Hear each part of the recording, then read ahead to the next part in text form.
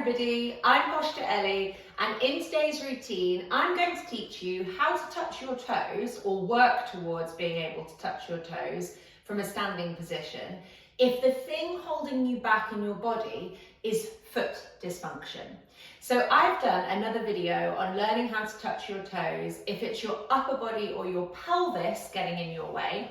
And this time round, we're going to explore how your feet might be impacting your body's ability to bend forward. So if you haven't checked out that previous video, I'll link it below, and please do give that one a go and then come back and try this one afterwards. You'll probably find that one version is more impactful for you than the other. For the 3 exercises that we're going to do today, you're going to need a wall, you're going to need a chair, and you're also going to need a yoga block like this, or you can use a couple of cushions as well. Okay, so let's get started. We are going to start today with sitting heel raises with a block. And this is where we're going to need our chair, and we're going to need our block as well. The hint is in the name.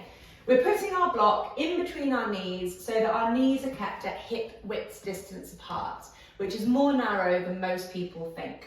We're going to make sure in the side view that our ankles are directly underneath our knees, so they're not too far forwards, they're not too far backwards. And we're also going to make sure that our feet are pointing in a straight line.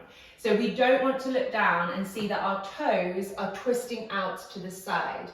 We want to make sure that the middle of your toes, the kind of second and third toe, are in alignment with the ankles, are in alignment with the knees, and in alignment with the hips.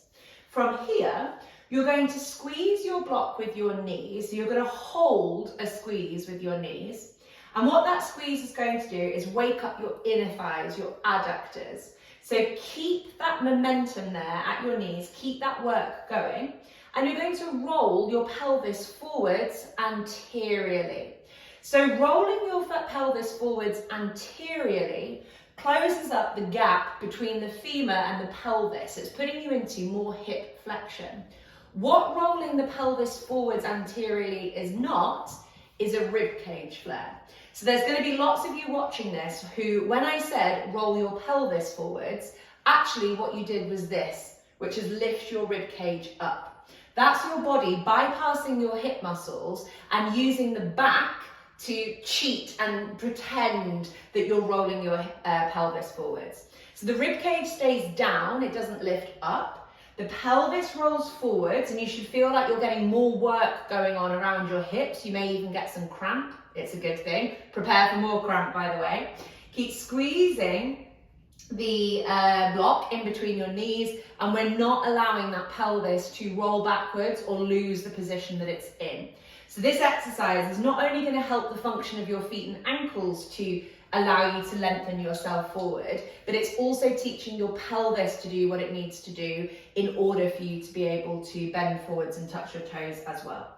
Keep breathing, upper body stays relaxed, we're squeezing the block. We are going to do 2 minutes of lifting our ankles up off the floor like this. So the balls of my feet are staying down on the floor, my toes are staying down on the floor, and as I do this lift up and down, I'm moving nice and slowly, so I'm trying to use my muscles to control the movement, not momentum. You may feel super shaky, and you've also got to make sure that you're not doing this. So you might notice that your body wants to roll that pelvis forwards and backwards. As the feet lift, the pelvis and the lower back are not going anywhere, okay? So 2 minutes here, belly relaxes, upper body relaxes, off we go. So I'm squeezing the block in between my knees. I'm keeping my pelvis rolling forward, so that kind of hip position is tight and engaged. It's what we want with this one. I'm moving nice and slowly. And what I'm really feeling for here is absolutely not speed. I don't want to go fast in this one. I want it to be that my feet are fully touching the floor in between each rep. And I want to make sure that I'm going up as high as I can onto the balls of my feet with each rep. So this is about range of movement, and it's never about speed. And that goes basically for all of my exercises. So the toes stay down, the balls of the feet stay down, and I'm moving nice and slowly up into a movement of plantar flexion. That's the range of movement that we're working at here. Hopefully, it goes without saying that you're feeling the backs of your calves. So especially as you go up high onto the balls of your feet, you're going to feel the backs of your calves here. But combined with the squeeze of the block and the rolling forwards of your pelvis, you're also going to notice things happening around your hips and pelvis and thighs too. We've got 45 seconds left here. Make sure that those feet don't wander away from you and that you don't lose that 90-degree position of the ankle and the knee in the side view. Make a little note here as to how each side feels in comparison to the other.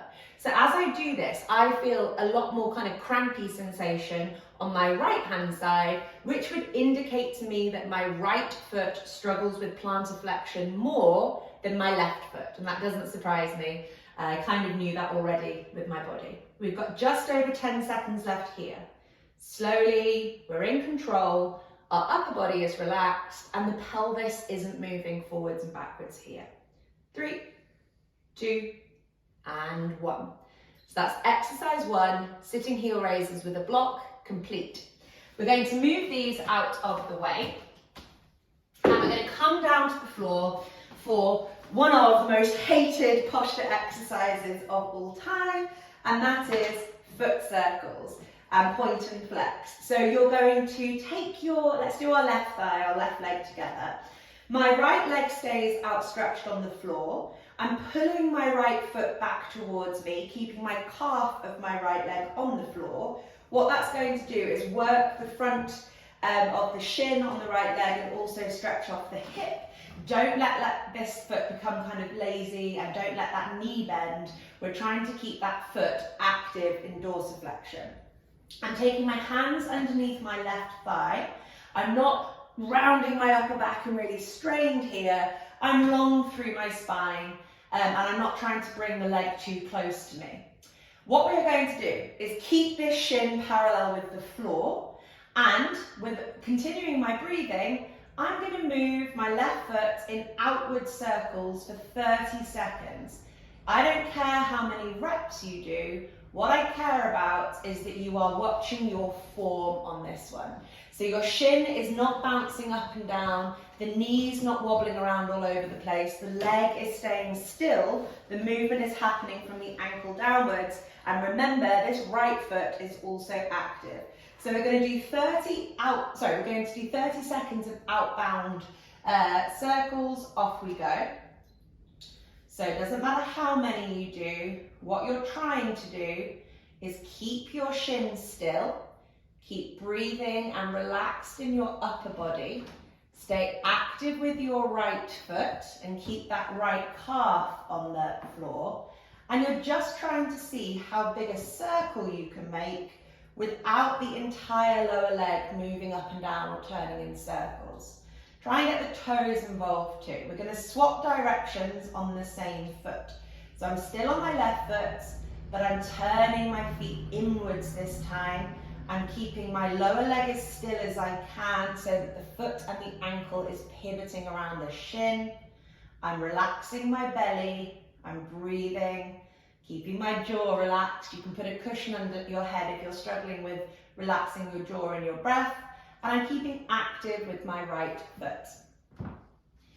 And now we're going to point and flex. So left foot, we're pulling back into dorsiflexion, plantar flexion, dorsiflexion, plantar flexion.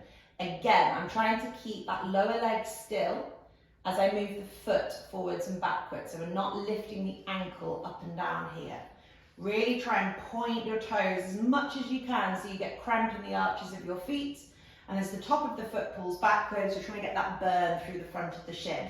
That's particularly impactful when it comes to learning to bend forward and touch the floor. Okay, relax off, and we're going to swap legs. So, this time I'm flexing my left foot back towards me, keeping my left calf on the floor, gently bringing up my right leg. I'm keeping this lower leg parallel with the floor, so it's not lifting up like this. And my upper body stays relaxed. I can breathe calmly, my belly is relaxed. We're going to do outbound circles on that right foot for 30 seconds. Off we go. So I'm trying to keep my right shin as still as I can. This is not about speed, it's about precision and form. So you might find that you're really trying to wiggle your feet around and move super fast here, and that is your body trying to make it easier for you. It's trying to cheat by using momentum. So we're trying to keep the ankle parallel with the knee, and that lower leg as still as possible so that you are accessing the muscles around the foot and the ankles. Swap directions for me here. So same leg, inward circles, relax your belly, relax your jaw, your breathing, your shoulders. Keep that left foot super active, pulling back to you and facing up towards the ceiling. This one might surprise you with how hard it is.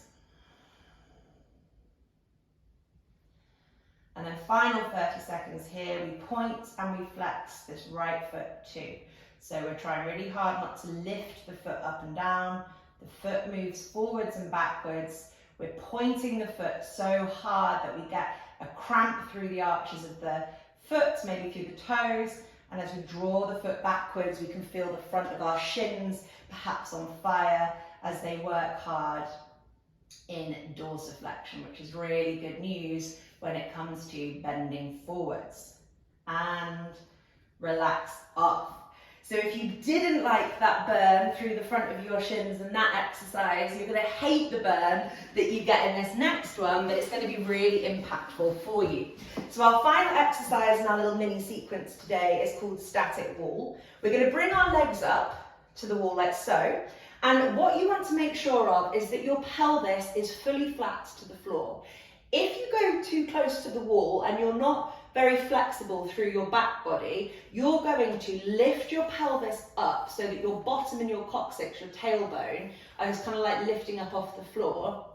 And that's going to stop you from getting hip flexion, which is really part of the magic here and certainly what we are trying to achieve when it comes to teaching your body to bend forwards. So the pelvis must be flat so that the angle is at the hip, not in the lower back, kind of tucking under.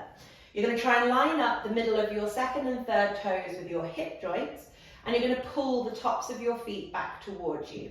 And this is really what we are doing. So the belly is relaxed, the arms are going to go like this, palms facing up. I'll start my timer now. So upper body is chilling, the pelvis stays flat, we're making sure it doesn't tuck under. For some of you, you're going to have very tight backs of your legs. So you might normally always have a little bit of a bend in your knee. If that's you, I want you not only to focus on the feet pulling back towards you so that you get that burn through the front of the shin, but I also want you to focus on straightening out the knees as well. If you're somebody who hyperextends your knees, which is when you kind of buckle backwards and lock your knees out, if you hyperextend your knees, you'll probably know that you do this. I don't want you to focus on stretching out your knees, because if you do that, you're going to stop your feet from working.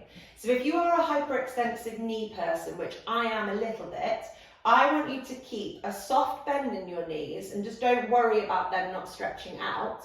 I want you to entirely focus on your feet. So I want you to focus on that angle happening at the ankle. You're trying to keep the middle of your second and third toes in alignment with your hip joint. Don't worry about the direction of your kneecaps and stuff like that. Your kneecaps don't matter so much in this one as keeping your feet lined up with your hip. Because if we can keep your feet lined up with your hip and hopefully get the burn happening that's happening through the front of your calves right now, over time, what you're going to notice is that your legs like unwind themselves and your kneecap starts becoming more balanced and maybe not twisting in and stuff like that. So just don't worry about the direction of your knees. Focus on the front of your shins being on fire. And like I said, if you are somebody who normally has your knees kind of permanently bent, it's going to be very beneficial for you to have your knees straight like this as well. But if you're somebody who hyperextends your knees, you likely hyperextend your knees as a compensation mechanism for not dorsiflexing your feet, which is what we're working on now. So we want you and your body to not get distracted by what the knees are trying to do. I want you to be feeling a huge burn along the fronts of your shins, because that will be where the magic happens for you in this exercise. We're about halfway through Keep breathing, belly is relaxed, the pelvis stays grounded. It's the tops of the feet that are trying to close up the ankle between the angle of the ankles. So some people here will actually point their feet away from them and just pull their toes back. That is not you dorsiflexing your feet, that's you plantarflexing your feet and flexing your toes. I want you to make sure that you are closing up that angle between the top of the foot and the front of the shin. And when you're doing that, it will feel really different because you'll feel all sorts of more burn going on through the fronts of your shins, which is really what we're going after. This exercise can feel a little torturous, but the exercises that are torturous are normally the ones, as long as they're not aggravating your normal symptoms of pain, they are normally the exercises that your body is going to benefit from the most. So we have to find exercises that we find difficult, because by finding the exercises that we find difficult, we know that we are accessing dysfunctional ranges of movement within our body.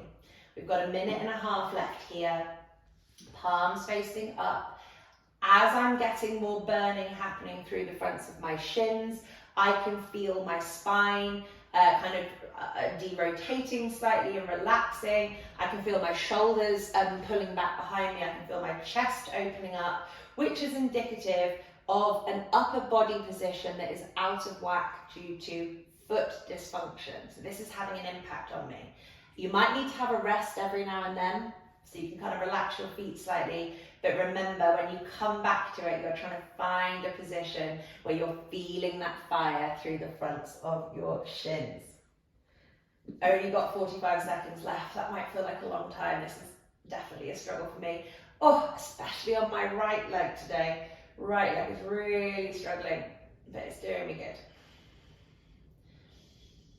Make sure you're not holding your breath. Relax your belly. Relax your jaw. Keep pulling those feet back towards you. Don't worry too much about the knees straightening out. If, like me, you hyperextend your knees. I keep desperately looking at the time. Got 15 seconds left.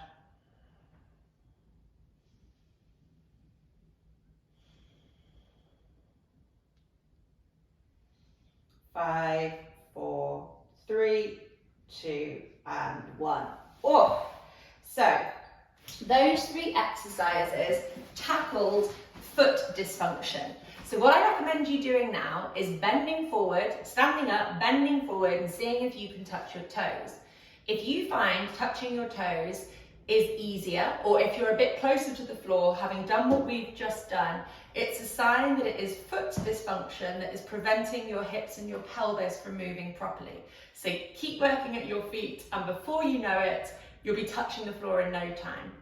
If this routine didn't have that much of an impact for you, try the other routine, which likely will help you because it's tackling the upper body and the pelvis. It's just a process of elimination.